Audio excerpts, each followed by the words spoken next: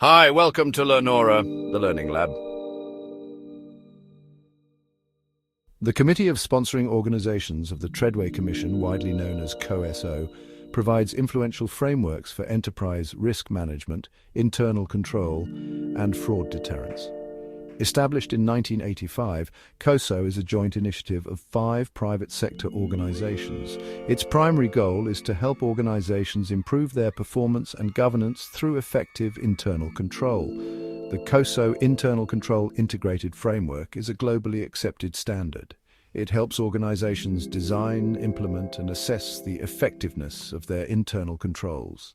This framework is crucial for businesses aiming for operational efficiency and reliable financial reporting. The COSO framework outlines 5 essential components of internal control. These components must work together in an integrated manner. The first component is the control environment, which sets the tone of an organization. Next is risk assessment, which involves identifying and analyzing risks to achieving objectives. Control activities are the policies and procedures that help ensure management directives are carried out. Information and communication supports the functioning of internal control by providing relevant and quality information. Finally, monitoring activities ensure that internal controls are present and functioning effectively over time. These 5 components are interconnected and vital for a comprehensive internal control system. The control environment is arguably the most fundamental of these 5 components. It serves as the foundation upon which all other aspects of internal control are built. It encompasses the integrity and ethical values of the organization. It includes the parameters enabling the board of directors to carry out its governance oversight responsibilities. Management's philosophy and operating style also play a significant role. The organizational structure and assignment of authority and responsibility are key elements. Furthermore, the process for attracting, developing, and retaining competent individuals is critical. Without a strong control environment, the other components may struggle to be effective. Therefore, understanding and mastering the control environment is essential for any organization.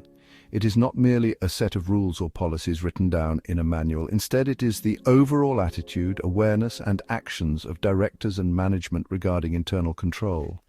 This environment influences the control consciousness of its people. A robust control environment provides the discipline and structure necessary for achieving primary objectives. It is the bedrock for effective risk management and corporate governance. Its strength dictates the overall effectiveness of the entire internal control system within an enterprise. The control environment represents the collective effect of various factors on establishing, enhancing, or mitigating the effectiveness of specific policies and procedures. It is the atmosphere in which people conduct their activities and carry out their control responsibilities. A strong control environment encourages ethical behavior and adherence to established protocols. It is shaped by the historical context of the organization and its culture. Senior management plays a pivotal role in cultivating this environment. Their actions and communications significantly influence employee attitudes and behaviors towards controls. This environment is not static, it requires continuous nurturing. This foundational component has a pervasive influence on the entire system of internal control. It affects how strategies are set and objectives are established. It also impacts how activities are structured and risks are assessed and addressed. A positive control environment is one where employees understand their roles and responsibilities. They feel empowered to make decisions within their scope of authority. They are also encouraged to report issues without fear of retribution. This fosters a sense of ownership and accountability throughout the organization. Such an environment is critical for preventing errors and fraudulent activities from occurring. Consider the control environment as the bedrock upon which a house is built. If the bedrock is weak or unstable, the entire structure is at risk, no matter how well the other parts are constructed. Similarly, if an organization's control environment is flawed, its other control mechanisms, such as risk assessments or control activities, may prove ineffective. For instance, sophisticated financial controls can be easily circumvented in an environment where integrity is lacking at the top. Therefore, organizations must prioritize building and maintaining a strong control environment to support their overall governance structure. The significance of the control environment extends beyond mere compliance. It directly impacts organizational performance and sustainability. A well-developed control environment can lead to improved operational efficiency and more reliable financial reporting. It helps in safeguarding assets and ensuring compliance with laws and regulations. More importantly, it builds trust with stakeholders, including investors, customers, and employees. This trust is invaluable for long-term success and resilience in an ever-changing business landscape. Organizations that invest in their control environment are investing in their future. The first principle underpinning a strong control environment is an explicit commitment to integrity and ethical values. This means more than just having a written code of conduct. It involves embedding these values into the very fabric of the organization's culture. Integrity ensures that individuals perform their duties ethically, honestly, and with a sense of responsibility. Ethical values guide decision-making processes at all levels. They provide a moral compass for employees when faced with difficult situations or temptations. This commitment must start at the highest levels of leadership and cascade throughout the entire enterprise. Management plays a crucial role in championing integrity and ethical values. Leaders must not only articulate these values, but also demonstrate them through their actions. Employees often look to their superiors for cues on acceptable behavior. If leaders are perceived as prioritizing results over ethics, this message will permeate the organization. Therefore, management must consistently uphold ethical standards, even when it is challenging. They should foster an environment where ethical conduct is recognized and rewarded. This proactive approach helps in preventing misconduct before it occurs rather than just reacting to it. Clear communication of ethical expectations is paramount. Organizations should develop a comprehensive code of conduct that is easily accessible and understood by all employees. This code should outline specific behaviors that are expected and those that are prohibited. Regular training sessions can reinforce these ethical standards and provide guidance on navigating ethical dilemmas. Furthermore, mechanisms should be in place for employees to seek advice or report concerns related to ethical conduct. These channels must be confidential and protect individuals from retaliation, encouraging open communication about ethical issues. The absence of a demonstrable commitment to integrity and ethical values can severely weaken the control environment. It can create an atmosphere where unethical behavior is tolerated or even implicitly encouraged. This can lead to various problems, including fraud, corruption, and legal non-compliance. Ultimately, a breakdown in ethical culture can damage an organization's reputation and erode stakeholder trust. Therefore, cultivating a strong ethical foundation is not just a matter of good governance. It is a business imperative for sustained success and resilience. Integrity forms the moral backbone of effective internal control. Demonstrating a commitment to integrity often involves establishing clear consequences for unethical behavior. One powerful way to achieve this is by implementing a zero-tolerance policy for fraud, corruption, and other serious ethical violations. A zero-tolerance stance means that the organization will not overlook or make exceptions for such misconduct, regardless of the perpetrator's position or performance. This sends an unambiguous message to all employees that unethical actions will not be tolerated. It reinforces the importance of adhering to the organization's stated values and code of conduct consistently. The implementation of a zero-tolerance policy requires careful planning and consistent application. Firstly, the policy must be clearly defined and communicated throughout the organization. Employees need to understand what constitutes a violation and the potential consequences. Secondly, there must be robust processes for investigating reported incidents fairly and thoroughly. This includes protecting whistleblowers from retaliation. Thirdly, disciplinary actions must be applied consistently and proportionally based on the severity of the offense. This consistency is crucial for maintaining the credibility of the policy and ensuring it is perceived as fair by all employees.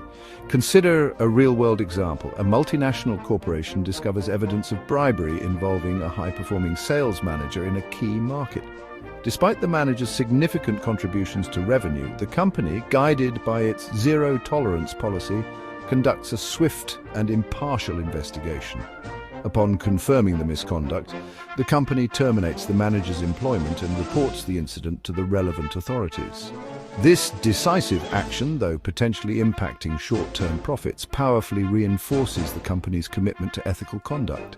It signals to all other employees that integrity is non-negotiable, fostering a stronger ethical culture.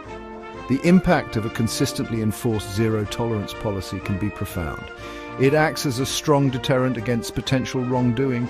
It encourages employees to report suspicious activities, knowing that their concerns will be taken seriously. Over time, this contributes to a culture of accountability and transparency.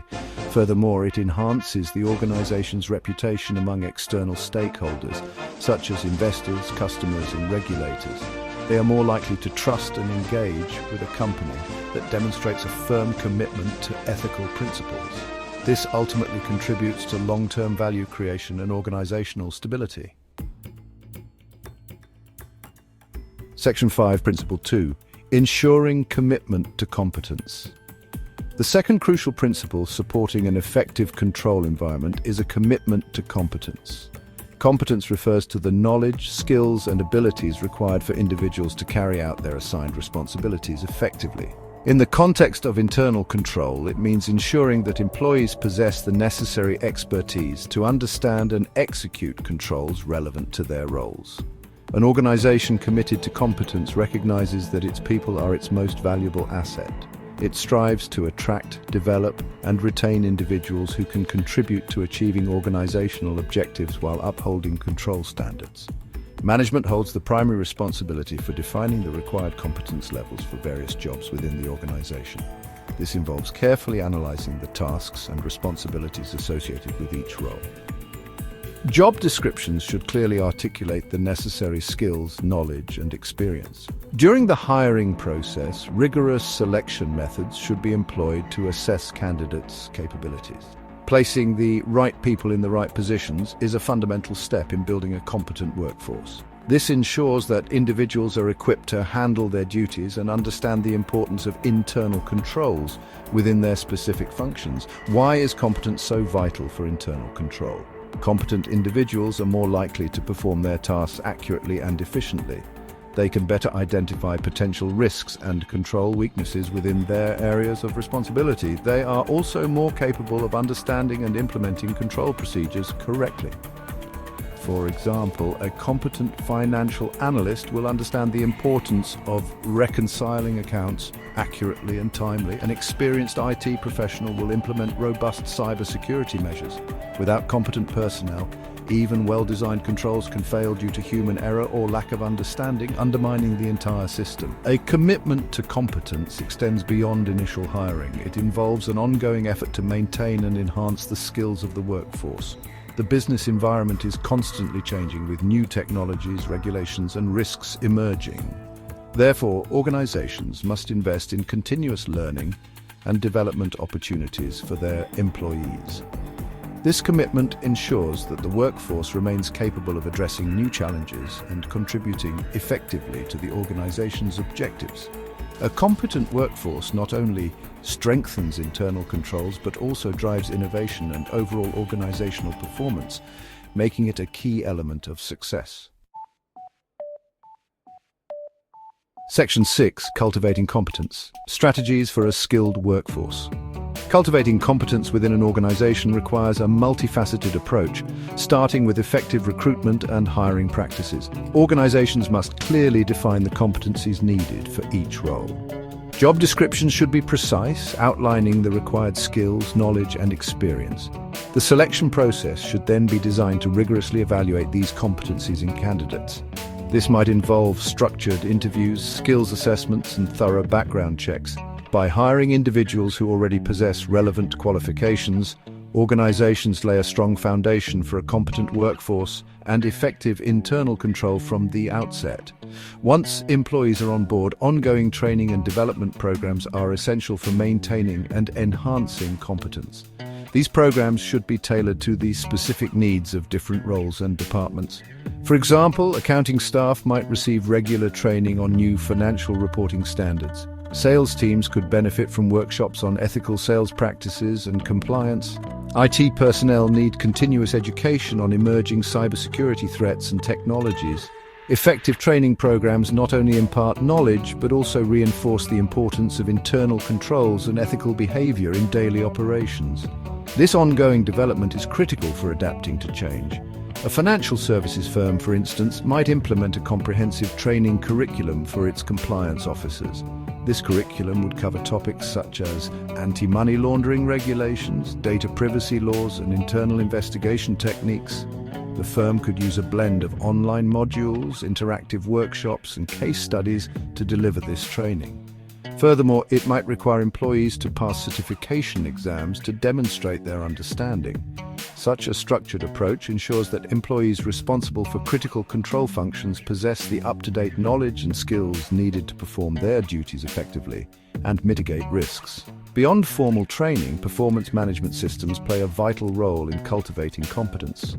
Regular performance evaluations provide an opportunity to assess individual skills and identify areas for improvement. Constructive feedback helps employees understand their strengths and weaknesses. Based on these evaluations, personalized development plans can be created. These plans might include further training, mentoring, or new job assignments designed to broaden experience. By actively managing performance and supporting employee growth, organizations can ensure their workforce remains competent, motivated, and aligned with strategic objectives, thereby strengthening the overall control environment. Section 7, Principle 3, Management's Philosophy and Operating Style, Setting the Tone. Management's philosophy and operating style significantly shape the control environment of an organization. These elements refer to the collective beliefs, attitudes, and approaches that senior leaders adopt in running the business. This includes their approach to taking and managing business risks.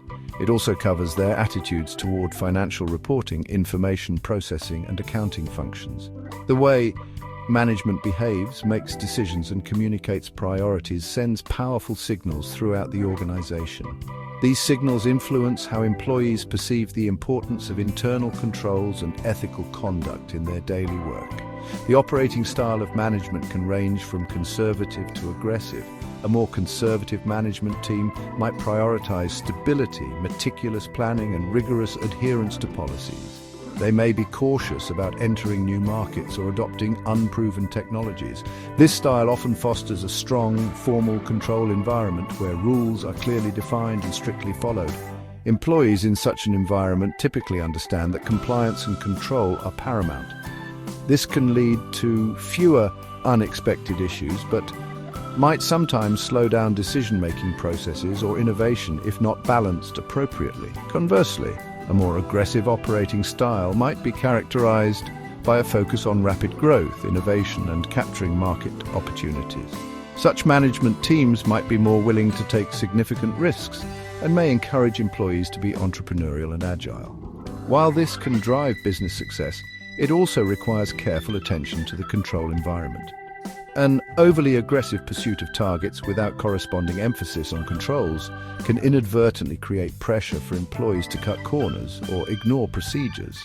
Therefore, even in dynamic environments, leadership must embed strong controls and ethical considerations into their operating style. For example, consider a technology startup where the operating style emphasizes speed and innovation. The CEO constantly pushes for new product releases and market expansion. If this drive is not balanced with a strong commitment to quality control and data security, serious problems can arise. However, if the CEO also champions robust testing protocols, invests in security infrastructure, and celebrates ethical achievements alongside business wins, the innovative culture can coexist with effective controls. Management's philosophy must integrate control consciousness into the very way the business operates, regardless of its specific strategic approach. Section 8. The critical role of tone at the top leadership's visible hand. The tone at the top is a concept central to the control environment. It refers to the ethical atmosphere and control consciousness that is established and communicated by an organization's board of directors and senior management. This tone is not just about what leaders say, it is more importantly about what they do. Their actions, decisions, and behaviors serve as a powerful example for all employees. A positive tone at the top demonstrates a clear commitment to integrity, ethical values, and the importance of internal controls. This influence permeates the entire organization, shaping attitudes and behaviors at every level. Leadership demonstrates its commitment to internal controls in various tangible ways. Promoting transparency in decision-making processes is one key aspect. When leaders are open about how and why decisions are made, it builds trust. Holding themselves and others accountable for adhering to policies and ethical standards is another critical behavior. This means that no one, regardless of their position, is above the rules. Furthermore, leaders must actively support and resource the internal control system. This includes investing in necessary technology, training, and personnel to ensure controls are effective and up to date. An example of a strong tone at the top can be seen in a CEO who regularly communicates the importance of ethical conduct in company-wide meetings and internal newsletters.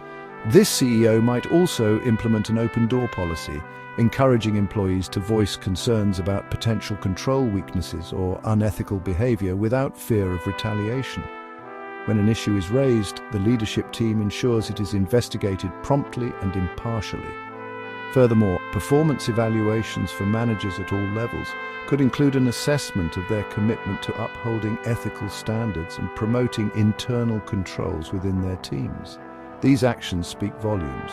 A positive and consistent tone at the top is essential for fostering an effective control environment. It creates a culture where employees understand that compliance and ethical behavior are expected and valued. This in turn makes internal controls more effective because employees are more likely to adhere to them willingly. Conversely, a weak or negative tone at the top can undermine even the best designed control systems. If leaders appear indifferent to controls or engage in questionable practices themselves, it signals to employees that such behavior is acceptable, potentially leading to widespread control failures and misconduct. Section 9.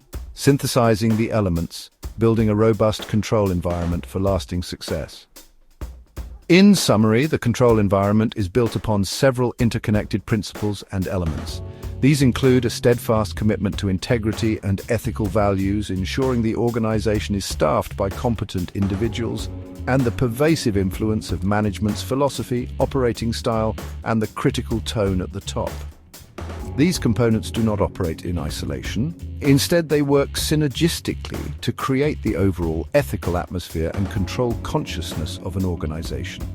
A weakness in one area can significantly undermine the strength of the others, highlighting the importance of a holistic approach.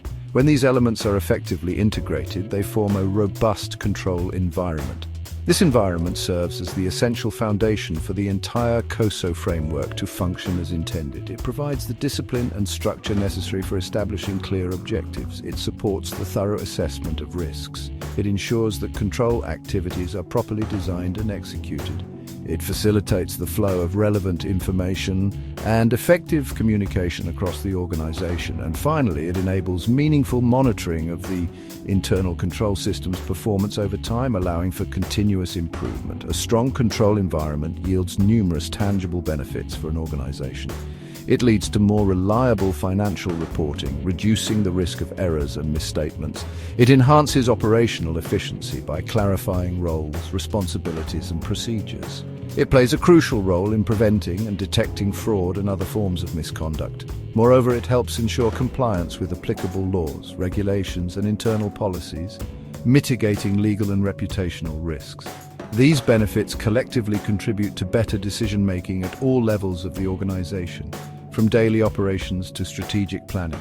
Ultimately, the cultivation of a strong control environment is fundamental to achieving sustained organizational performance and building enduring stakeholder trust.